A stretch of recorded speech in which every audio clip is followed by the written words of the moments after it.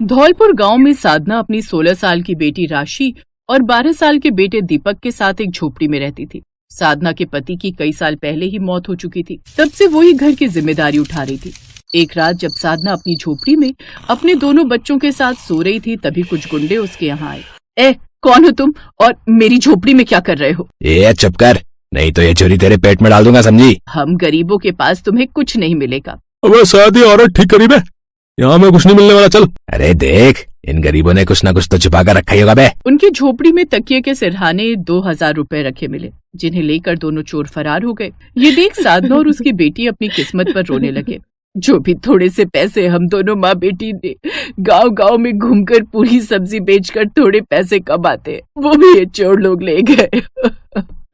ऊपर वाले ने ना जाने कितने दुख हम गरीबों की झोली में लिखे हैं।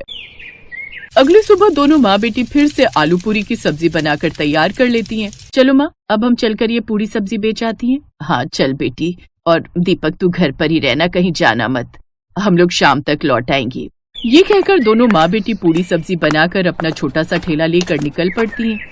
कुछ देर बाद वो एक सड़क किनारे अपना ठेला लगाकर खड़ी हो जाती हैं। अरे माँ, ये ढाबा तो पहले यहाँ नहीं था। हाँ बेटी, हम लोग 10 दिन बाद इस वाली जगह पर आए हैं ना, शायद इसीलिए हमें पता नहीं।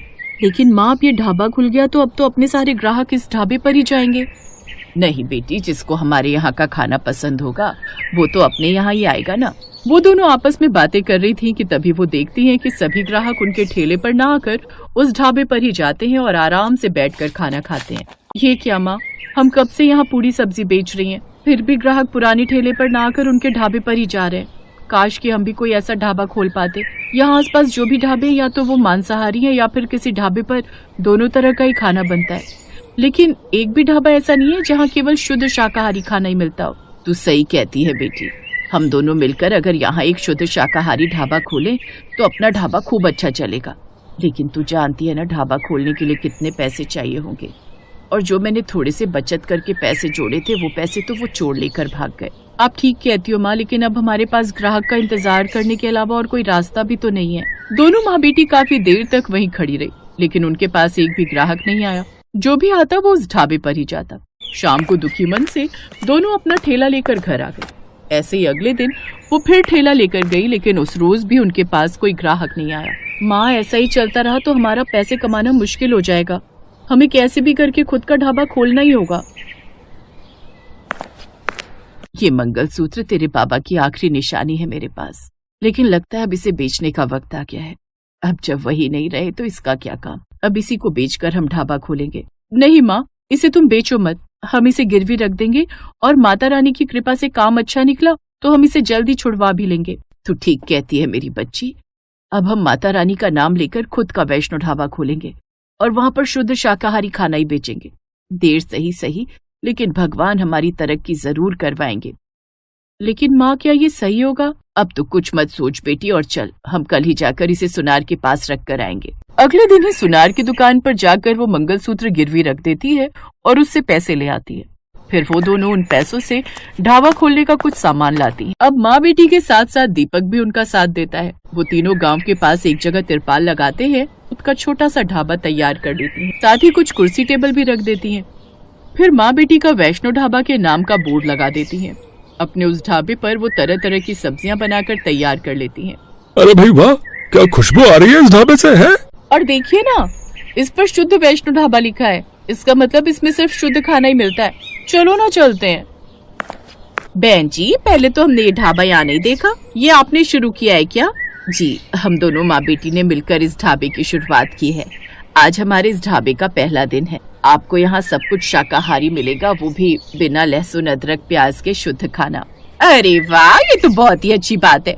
मैं तो शुद्ध शाकाहारी हूँ और हम तो कितना ढाबे देखा है, कहीं भी शुद्ध खाना था ही नहीं। लाओ जल्दी से एक थाली लगा दो मेरे लिए। जैसे वो उस वैष्णो ढाबे का खाना खाती है तो उसे बड़ा ही अच्छा लगता है। वाह, ये तो कितना स्वादिष्ट है, मजा ही आ गया। वो औरत उन दोनों की पहली ग्राहक थी। खाना खाकर वो उस थाली के 100 रुपए देती है। कुछ देर बाद एक पंडित वहाँ आता है। क्या ये सचमुच शुद्ध वैष्णो ढाबा है? जी पंडित जी। देखना, मुझसे झूठ ना कहना है, मैं पंडित हूँ, किसी काम से दूसरे गांव से आया हूँ, लेकिन चलते चलते अब भूख लगने लगी है।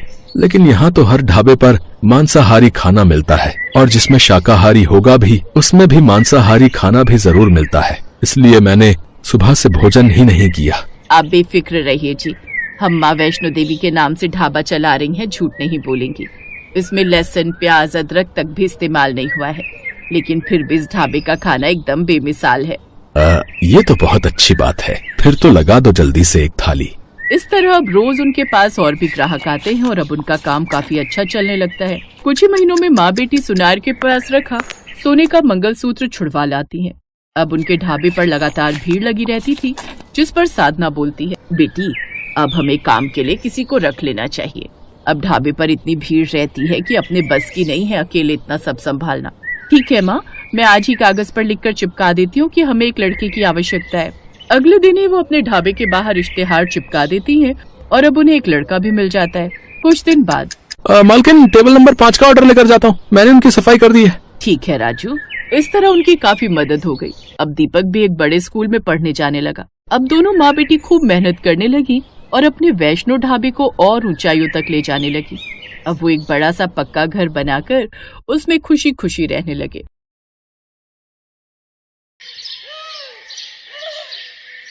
अरे यार, रमेश के ढाबे पर ही जा रहे हैं लोग, मेरे यहाँ तो कोई आ ही नहीं रहा है। सुरेश रमेश से जलता था। रमेश अच्छा खाना बनाता था, उसका ढाबा अच्छा चलता था, वो अच्छे दिल का भी था, गरीब लोगों को मुफ्त में खाना खिलाता था। रमेश और सुरेश के पिता नदी किनारे एक ढाबा चलाते थे। रमेश बचपन से ही अच्छे दिल का था और सुरेश बचपन से ही रमेश से चलता था। दोनों भाइयों के बीच में कभी नहीं बनी। दोनों बड़े हुए और एक दिन उनके पिता इस दुनिया को छोड़कर चले गए। उस दिन रमेश ने सुरेश से कहा, भाई, बाबा का सपना था कि हम दोनों एक साथ मिलजुल कर रहें। अब से हम दोनों एक साथ बाबा का ढाबा चलाएंगे। लेकिन ये भाईचारे वाली बातें सुरेश को कहाँ पचने वाली थी। उसने कहा, नहीं, मुझे तेरे साथ ढाबा नहीं चलाना। ढाबे के 2 हिस्से होंगे, तू तेरा देख ले और मैं मेरा देख लूंगा, समझा? रमेश ने और बात नहीं बढ़ाया। ढाबे के 2 हिस्से किए गए। एक हिस्सा रमेश ने लिया और दूसरा हिस्सा सुरेश के पास चला गया। रमेश ने एक नाव खरीदी। मैं हर रोज नाव लेकर नदी से मछली पकड़ने जाऊंगा और अपने ग्राहकों को ताजी मछली खिलाऊंगा। रमेश ने चिंटू को काम पर रखा और सुरेश ने बिट्टू को। बिट्टू ने सुरेश से कहा, उस्ताद, क्या कर रहे हो? आपके बड़े भैया नाव लेकर नदी से मछली पकड़ने जा रहे हैं, ग्राहकों को ताजी मछली खिलाने के लिए। आपको भी जाना चाहिए। चुप कर, मुझे ज्ञान झाड़ने की जरूरत नहीं है, समझा? कौन इतना काम करेगा?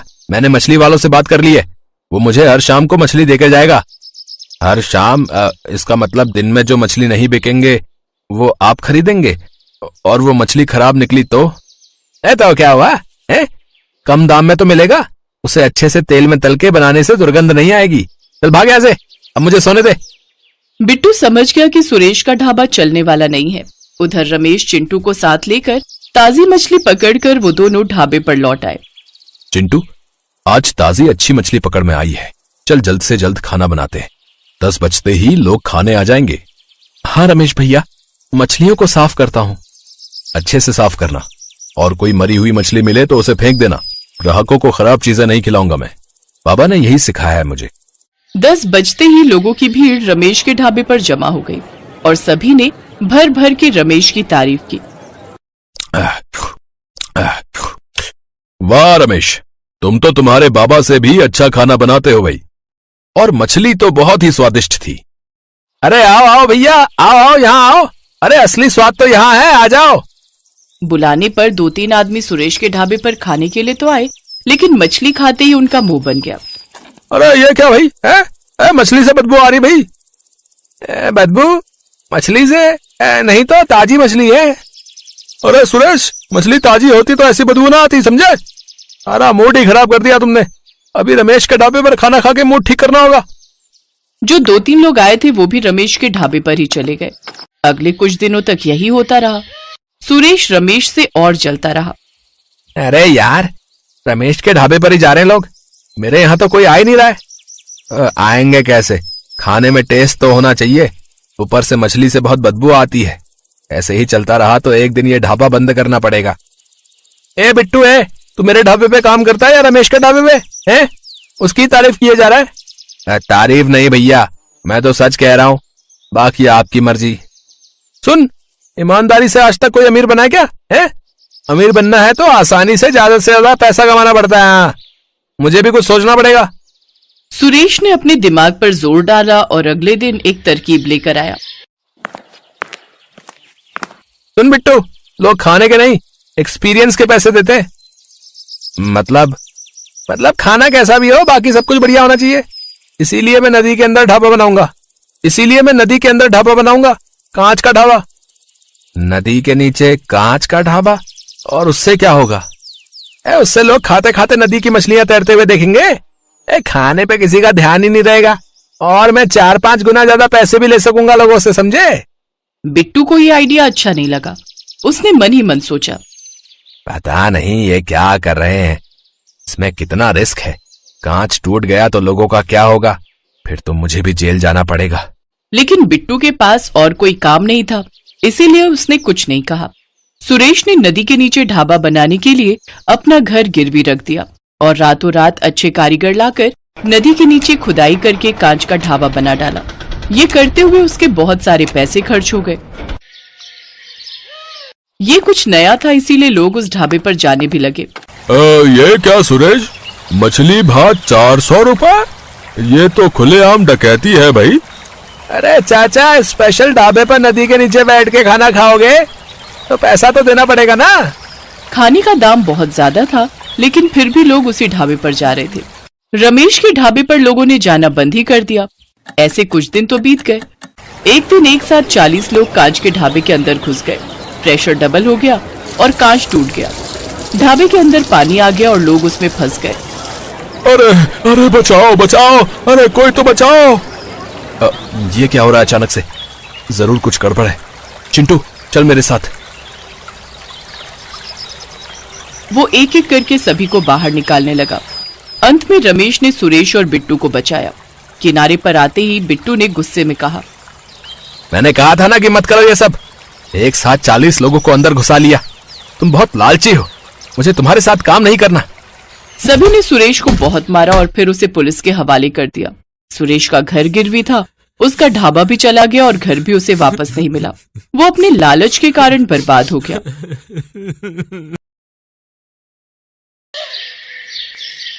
किशन सोनपुर गांव में एक छोटा सा ढाबा चलाता था। इस काम में उसकी पत्नी कमला भी पूरा साथ देती थी। कमला और किशन दोनों मिलकर सुबह से शाम तक अपने ढाबे पर काम करते और जो पैसे बचते उनसे अगले दिन का सामान खरीदते और बाकी से घर का गुजारा करते। ऐसे ही दिन बीत रहे थे। गर्मियां आने वाली थी।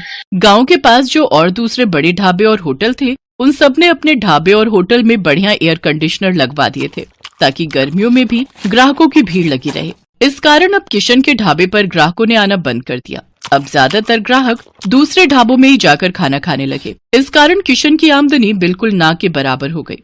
कमला, अब तो ढाबे पर ग्राहकों की भीड़ लगनी बंद हो गई है। एक भी ग्राहक रोटी खाने के लिए नहीं आता। सबको इसी ढाबे में खाने की आदत हो गई है। और वैसे भी गर्मी के मौसम में कौन भला हमारे इस छोटे से पुराने ढाबे पर खाना खाएगा? सबको एसी की ठंडी हवा में खाना खाना अच्छा लगता है, पर हमारे पास तो इतने पैसे भी नहीं है कि हम बड़ा और महंगा एसी लगवा सकें। कैसे गुजारा चलेगा कमला? कुछ समझ नहीं आ रहा है। इसी बात को लेकर तो मुझे भी चिंता हो रही है। ग्राहक नहीं आते तो खाना भी रोजाना का खराब हो रहा है। हमारा तो बहुत नुकसान हो जाएगा। अब तो थोड़े से ही पैसे बचे हैं जिनसे सिर्फ एक दाल और रोटी बना सकते हैं। उसके अलावा हम कुछ नहीं बना सकते। किशन भाई, गर्मी में यहाँ बैठकर खाना बहुत मुश्किल है। आज तो मैं गलती से बैठ गया, नहीं तो अब तो मैं एसी वाले ठंडे ढाबे में ही खाना खाऊंगा। वहाँ थोड़े पैसे ज्यादा होते हैं पर आराम से खाना तो खा लेते हैं। लाओ, कितने पैसे हो गए? 50 रुपए। ये लो, और इस ढाबे का कुछ करो और साथ में एसी ढाबा करो इसे, नहीं तो कोई खाना खाने नहीं आएगा। दिन पर दिन किशन और कमला परेशान रहने लगे। अब तो इक्का दुक्का ही ग्राहक उनके ढाबे पर आता। इस कारण किशन ने सिर्फ एक दाल और रोटी बनानी शुरू कर दी, क्योंकि बाकी चीजें अगर वो बनाए तो ग्राहक नहीं आए तो खराब हो जाएंगी और फिर पैसे भी तो चाहिए। इसी कारण वो जैसे तैसे अपना ढाबा थोड़ा बहुत चला रहा था। कमला, आज बस 250 रुपए की कमाई हुई है।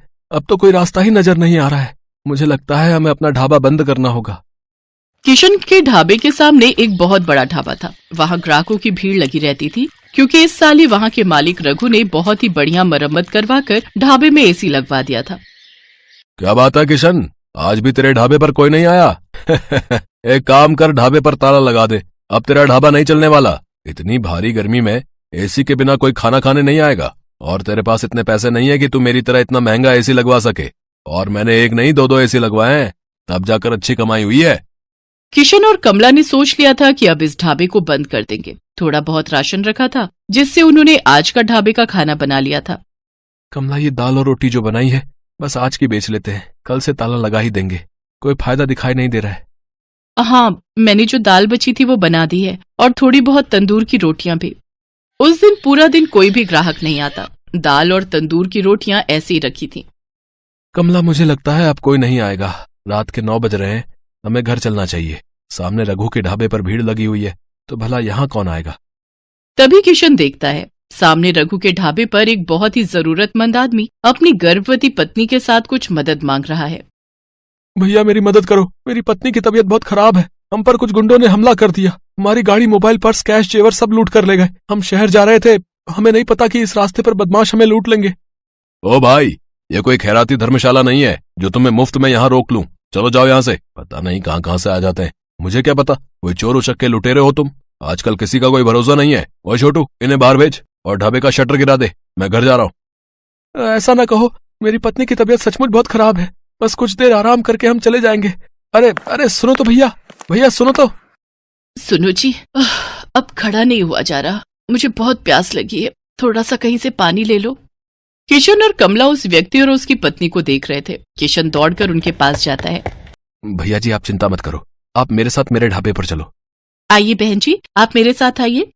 किशन और कमला उस व्यक्ति को और उसकी पत्नी को अपने ढाबे पर ले जाते हैं। साहब, ये दाल और रोटी आप खा लो, यहाँ कोई चिंता वाली बात नहीं है। पता नहीं, हम तो पहली बार इस रास्ते से गुजर रहे थे।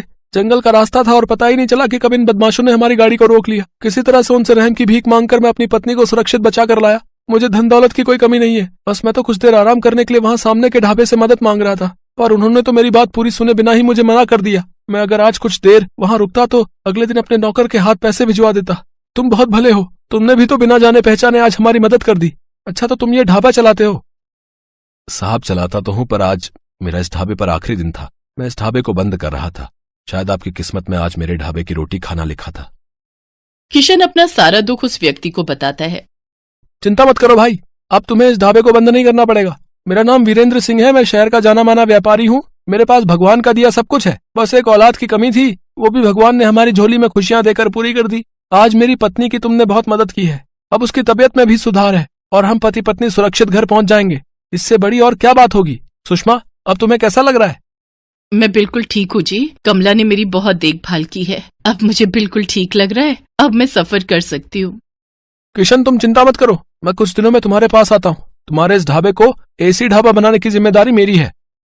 किशन और कमला की खुशी का ठिकाना नहीं था। उन्होंने किसी मजबूर की सहायता की तो भगवान ने उनकी सहायता की। कुछ दिनों बाद जब वीरेंद्र सिंह लौटता है तो उसके हाथ में एक मिठाई का डिब्बा था। उसकी पत्नी के बेटा हुआ था। बेटा होने की खुशी जानकर कमला और किशन भी बहुत खुश होते हैं।